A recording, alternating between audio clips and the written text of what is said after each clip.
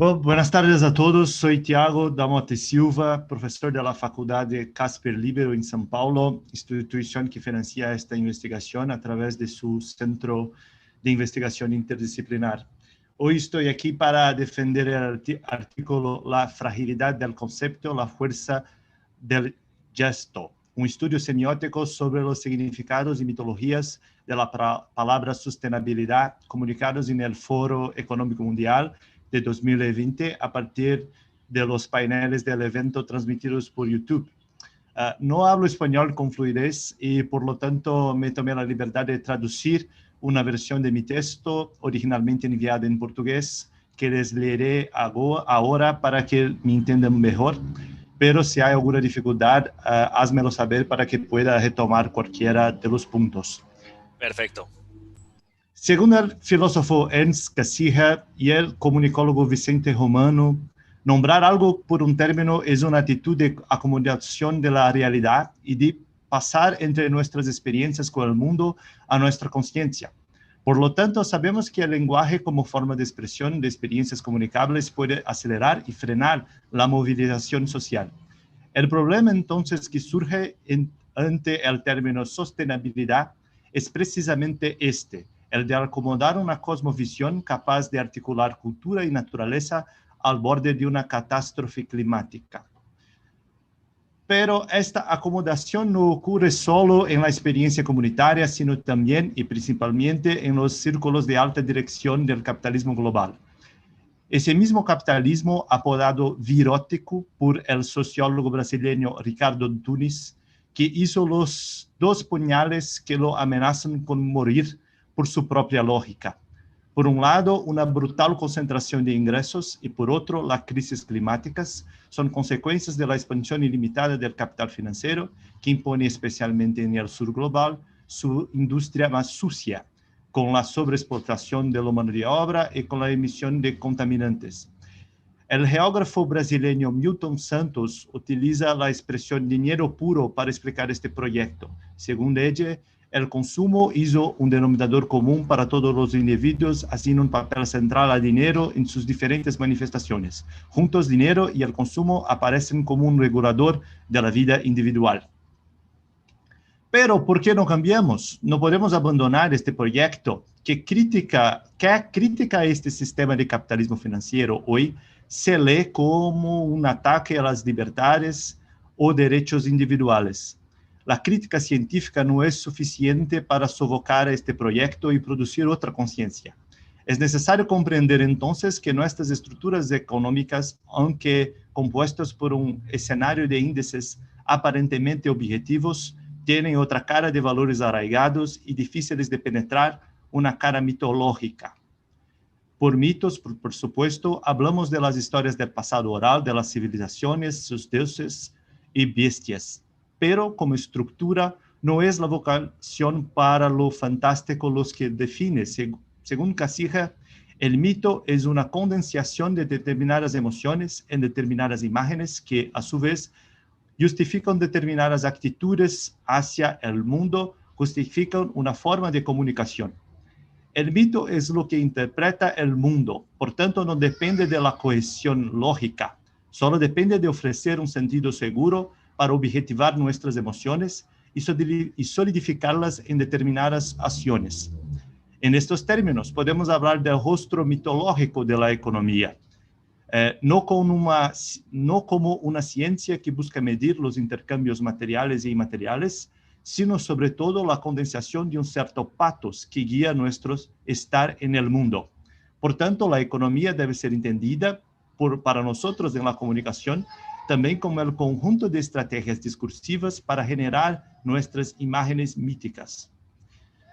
Estas definiciones se confirman en el fundamento del término oikonomía. Solo en la modernidad adquiere las características del mercado y comercio. En el mundo griego antiguo era la disciplina de la gestión del bienestar la que veía a la naturaleza como el modelo perfecto de la providencia.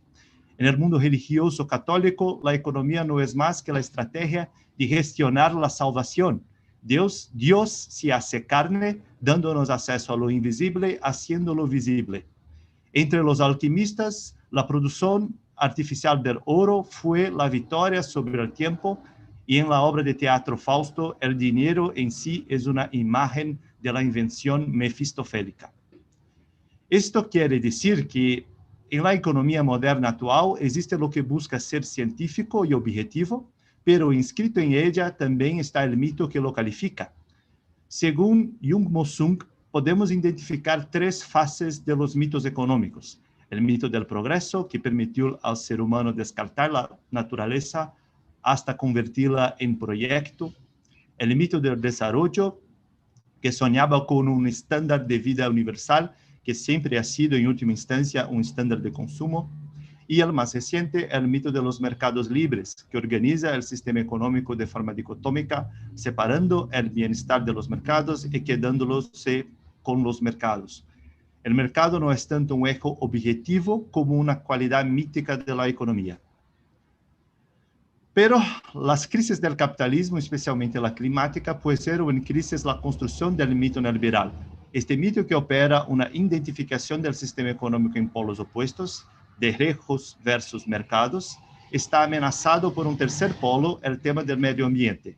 Esto requiere semióticamente la formación de una estructura multiarticulada, es decir, que reorganice las cualidades de esta economía considerando otros puntos de contacto.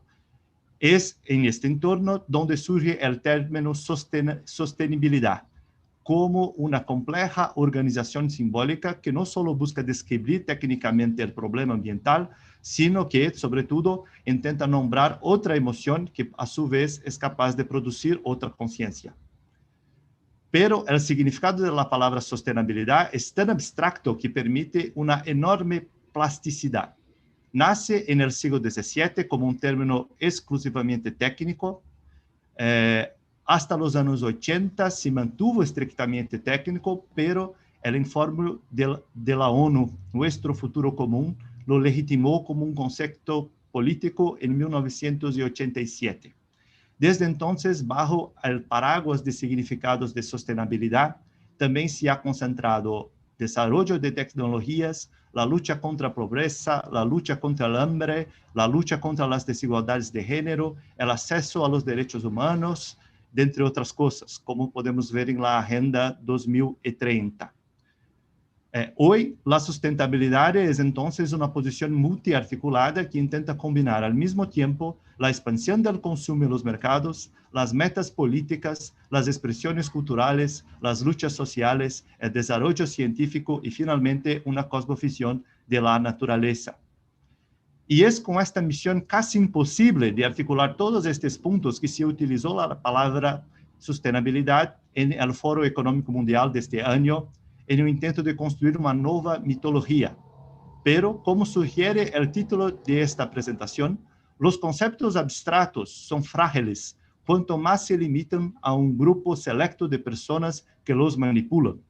Y es difícil imaginar un grupo más selecto que el del Foro Económico Mundial. Según Vicente Romano, un término solo tiene fuerza si encuentra un vínculo concreto con la realidad, se encontra un vínculo con gestos suficientemente comunicativos para estabilizarse y adaptarse. De lo contrario, se usan al azar, están intoxicados. Hay 4 elementos principales del mito de la sostenibilidad en el foro, como se detalla en mi artículo según nuestra análisis semiótica de subpaneles. 1, confianza en el progreso y en los mercados. 2, el futuro profético. 3, la responsabilidad del mercado y la culpa del gobierno. Y 4, el espacio de comunicación comunitaria. 1. El foro reafirma su confianza en los mercados, especialmente en la expresión de confianza en el desarrollo tecnológico que nos saca de la crisis, es decir, el progreso permanece vivo. 2. El problema, sin embargo, con el mito del progreso es que tu tiempo es profético, siempre en el futuro. El tiempo profético, incluso cuando anuncia el fin del mundo, también anuncia lo que viene después del fin del mundo. La tierra de la que fluye la leche, en la que todos disfrutaremos de la felicidad. La sostenibilidad, entonces, se convierte en un objetivo para el futuro constante, para 2030, 2050. 3. El mito vulgariza la noción de lo público. Las empresas se enorgullecen de estar a la cabeza en comparación con los gobiernos y cobran de estas por sus acciones. Las mismas empresas que son más culpables en un ejemplo de intoxicación lingüística, ahora son responsables del planeta y justifican su ineficacia ante la ausencia de políticas públicas, ubicándose como observadoras de la sociedad en lugar de verdaderos participantes de ella. 4. Mientras que el tiempo es el futuro, el aquí muere. Los ejemplos de cómo se articulan las soluciones comunitarias se contrastan con los discursos de las empresas. Los indígenas, los pueblos originarios, reclaman más acciones. Cuando decimos, nuestra casa está en llamas, para un europeo es solo una expresión. Para un indígena del Amazonas o Chad, es literalmente su hogar. Sin embargo, desde el aislamiento de Davos, tan lejos de los bosques tropicales, el espacio de acción también se abstrae y se convierte en un espacio habitado solo por indicadores. Por eso, a partir de Vicente Romano, la palabra sustentabilidad, cuando la maneja la cúpula alta del capitalismo, intenta construir un vínculo simbólico con la realidad que busca decir algo, pero simplemente no puede. En el foro, es un término intoxicado, gestionado económicamente, pero cada vez más desprovido de significado. Muchas gracias.